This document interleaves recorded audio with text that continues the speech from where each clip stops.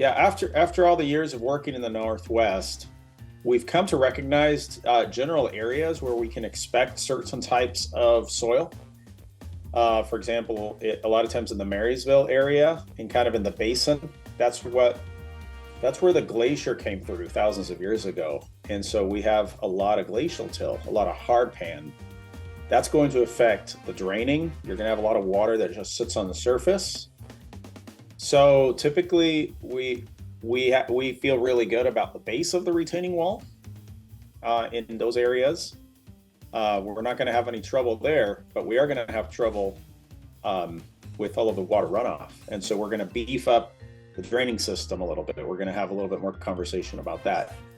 There's other areas, whereas that glacier came through, it pushed up all of that soft soil into mounds. And so areas in shoreline, in kind of the northern parts of Seattle, or even on the other side, Lake Forest Park, some of those areas, you're going to have these big bluffs that are pretty soft, pretty silty soils. In those areas, you're going to have less trouble with draining, and you're going to have more trouble with stability.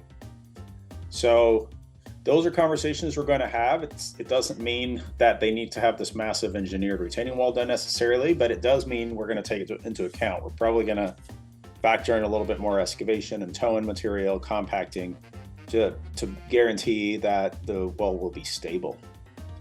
In some instances where it's a big steep slope, where the retaining wall is going to go up higher than 4 feet, then you'll definitely want to go the next step and get a geotech to come and do some soil analysis. And they'll actually do drillings. They'll write up a whole report about the soil composition and what they recommend, what they would recommend us to build. And so that would be the next step. And if a customer is really concerned about that, even if it's not a big permitted retaining wall or a big engineered wall, that's still a very good idea. It's pay that extra and have the geotech come and do some soil testing.